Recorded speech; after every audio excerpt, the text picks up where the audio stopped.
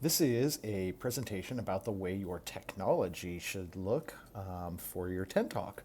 So in this case, remember your technology is always meant to be an enhancement to what's actually coming out of your mouth. So your talk, your speech, your words that you use are still the most important thing. But there are some ways we can make the technology a bit more useful and a bit more engaging for our audience as we're sitting there. So when I talk about how to do this effectively, one of the things I speak about is being strategic. So, an effective presentation strategically takes listeners on a journey, delivers the details, has supportive multimedia, and shows that the person delivering it is practiced. So, those four items usually mean that you're going to do a pretty good job. So, number one, take your listeners on a journey, right? So, you start with a hook, something exciting, some way to grab them, a good statistic, a good quote, something like that. And then you quickly want to get into your issue. You don't want to take too long getting into your issue or your idea because then people start to wonder what this talk is about. Okay? In that bit, you want to include why it's important to you or why you're passionate about it, especially with a speaking engagement. There should be a reason behind what you're doing. Then you want to explain those details and support it with research. Okay? Especially when you're talking in front of folks, it's really important to make sure they understand that you've done your homework, that you know what you're talking about, and have explored both the positive and the negative sides of your argument or your idea. Okay? With that, as I just said, make sure you identify the counter argument. If you don't do that, people will be arguing in their heads with you and not listening to you. Okay? Make sure you have a call to action. So sometimes that really is a go out and do this, or sometimes it's just recognition of something.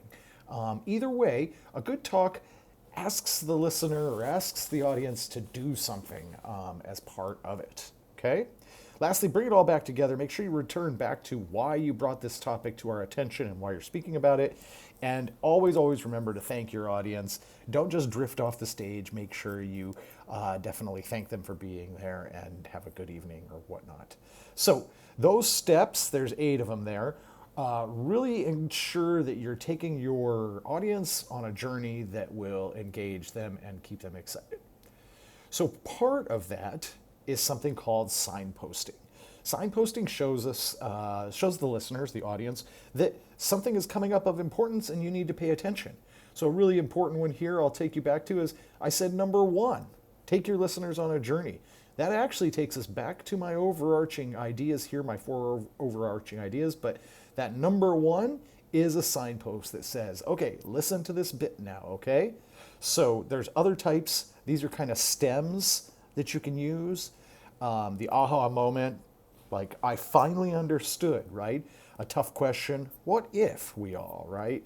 Again and again, it's really important to say this again to really point things out. So these are great ways to make sure your audience is on the same track with you and understands where you're going next in the talk. Okay? Number 2, deliver the details. So the details, what I really mean is the facts, the evidence that supports your argument, as well as the evidence that takes away from your argument, okay? So there's really 3 types of these type of details that fit this bill. The first is an expert opinion. It is so good when you can hear a speaker say that the doctor of medicine at the Johns Hopkins University Hospital says that we should get this kind of vitamin in our system, right? When you use that doctor as the support or the evidence for your argument, that is giving authority to your speech and authority to what you're saying and makes you sound more authoritative about the idea. Okay, so an expert opinion is really important. If you can find one of those, try to incorporate it into your talk. Statistical evidence. Now, the statistical evidence does 2 things. One, it can give you a really good way to show information quickly and succinctly. But 2, visually showing statistical evidence is one of those things that we pick up on much faster than we do listening. So our eyes do a better job of getting information into our minds to understand than our auditory does. So anytime you can put up a supportive piece of statistical information, know that the audience is going to understand that much quicker and easier than, say, just listening to your argument. So that's number three, or number two, some statistical evidence. And number three, finally, is an anecdote, where you tell a story that relates back to you or relates to some point in the argument that everybody can get on board with. It might be something like talking about how time is wasted sitting in traffic in Bangkok by everyone, right? Everybody has that visual, everybody knows what that is, and has an understanding that comes together on, okay? So those are three ways to manage to deliver the details: expert opinion, statistical evidence, or anecdotal evidence, all right? Make sure you have some of those. It's good to have all three if you can, but have some of those in there for sure. Okay, so that's delivering the details, the facts behind your argument. All right, number three, supportive multimedia, which is part of why we're here and the big reason we're here. So in that, there's a lot of different things to consider. This is an infographic, right? But I show you this, it's too much information for your audience, for one thing. I show you this though because of the way they've done such a good job with the color coding and the numbers and the statistics, okay? So as I'm looking at this, there's a lot here, but I can tell what's Democratic, all the blues, and what's Republican, right? All the reds. So this is a infographic that came out a few years back, I think 3 elections ago, in the United States, and it just showed the disparity between the two organizations. You could see that even the faces they colored up to make it look kind of cool and match. Now, I would never expect to see all of this on a single slide. That's because if you do this, they are no longer listening to you, they are reading what's on your slide. And remember, you're the most important part of that talk, okay? So try to be very succinct and selective about what you're going to put on the slide, but making sure that you're consistent in this way would be a really good idea, okay? One of those things, going back to the statement I said earlier about how we see better and remember things, we see better more so than auditory. So an example of this is this left image here is really great. Shows our auditory and visual cortex, right? And what lights up in our brains when we're listening and when we're seeing things. So it's showing the difference between visual memory and auditory memory, right? Great image here, lots going on. It actually says the same thing right here though. And this is much clearer, much easier for me to understand. 65% of the information I see, I'll remember. 10% of what I hear, I'll remember. That does the trick. This, even though it's a really cool slide, has an awful lot of information on it. And again, my audience is no longer listening to me. They are reading what's on the slide or trying to figure out what's on the slide. Okay? Another cool way to show information is to do ratios. With that, you can do like the what I call the little bathroom people. So this is 25% of men. So we've got 4 little men here, and we've got 1 colored, so it shows a quarter or 25%. Over here, we've got 3/4 of women, so a yellow, along with 1 red one. So anyway, you can grab these little folks off of Google Images, these, or even in your notes. These are like icons and clip art, so they're free usually for everybody. You can color code them. You can even build these if you want, but it's a cool way to show ratios. People understand this. Okay, so a really good method, powerful method of both capturing your audience's intentions or ideas and also delivering information is a single statistic or a single detail like this. It's actually called the Takahashi method, and we'll get into that in a minute. But this is 90%. And basically when this comes up on the screen, you look at it, your brain registers that 90%, and then you look back to me to hear why that number is important. So it's a really good presentation trick that draws the attention of your audience directly to you, okay? So those are a few ways that you can put details and facts into your statistics into your slide deck so that it enhances your talk. Remember to point them out when you get to them, but when you're doing that, you run the risk of using too many things at once that confuses your audience. So here are things to consider when you're creating your slides, okay? Layout, colors, and fonts. So I'll speak to each one of these individually, but this is really for any type of publishing you do. When you're putting something out to people for consumption, basically you need to consider these 3 elements as part of the publishing process. And our presentation is published. So first one, as I said, was Guy Takahashi. All of the research here that I'm showing you about how to present your slides comes from a book called Presentation Myth, Zen. Um, the different slides here you can see for Guy Takahashi's are simple, bold, and clean. So one big thing, just like this 90%, that's a Takahashi method, and it draws the attention of the audience right back to you. Very simple and sparse, okay? Another one I like is Seth Godin. Seth Godin is a speaker that does all kinds of TED Talks and is well known all over the world. He believes in contrast. So he likes to do black on white or white on black against each other, right? Color against black and white. He's very consistent, so his whole slide deck would be this way. And then less is more. He also, again, does not put too much on a slide, right? The idea is making sure you give the audience something to look at, but then you draw them back to you. So how do we do that really easily? Not all of us are super creative. So for me, for example, I get a theme.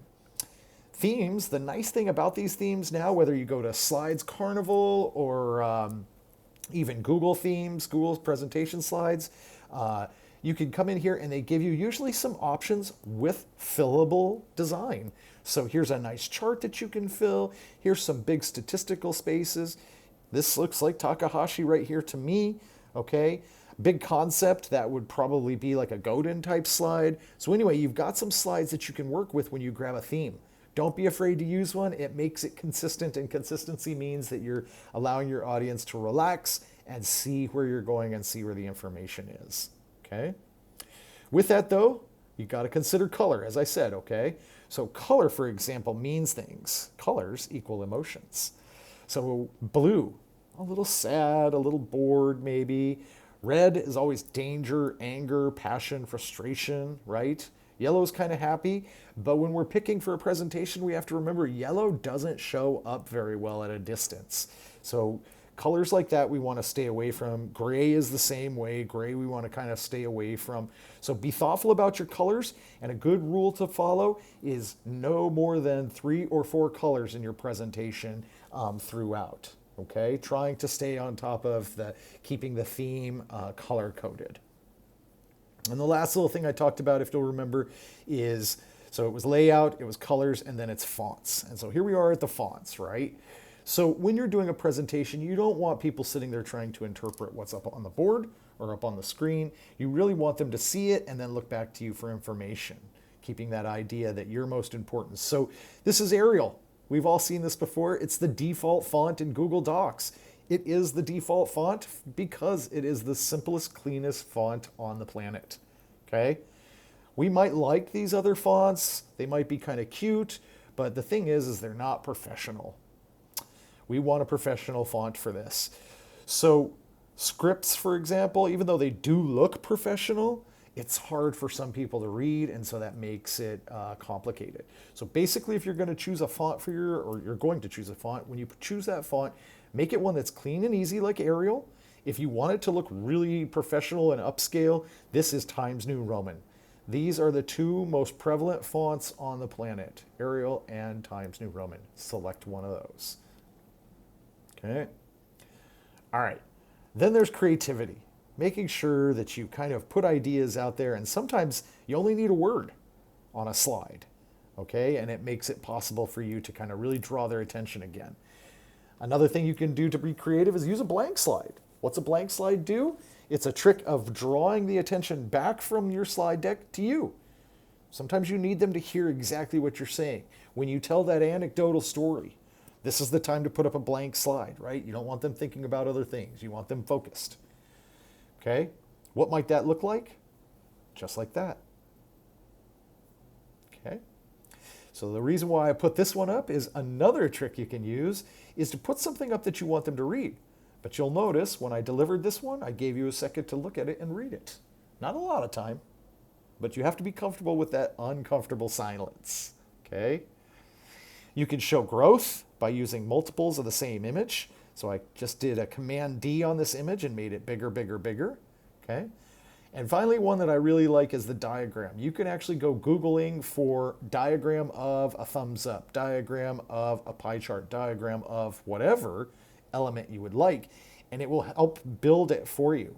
So then you get a slide like this one, and you can see it in the slide deck, the way it works, where you've got two things here, then you go to the third thing, and then you go to the fourth thing. And I made it bigger each time, and I added in color each time to make it more reasonable and understandable for the audience, okay? So you can get these diagrams. The other little sneaky trick about this one is sometimes these are complicated ideas that you put in here, and so using a diagram, it helps you actually remember and get through them. So if you get nervous, this will help, okay? All right, so we're on to the last step here. The last step was showing that you're practiced. So I'll give you a second to read this slide.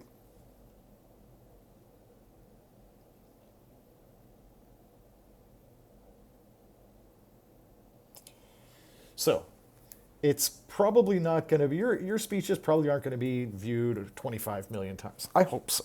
But 200 times before she ever got on the stage, she practiced this. That is big. That is important. She knows what she's doing. My suggestion to you is before you deliver to us, you videotaped yourself once, and you delivered your speech once to a friend. That way, at least twice, you've gone through it. You're going to catch those spots where you forget things. You're going to catch those times where you need to be on point and really hitting the ideas, okay? When you're delivering to us, one of the practice things you can do is make sure that you don't stand with your back to the audience. It's kind of rude. Don't read to us. That's also considered kind of rude. We can read. Give us a minute to read it, okay?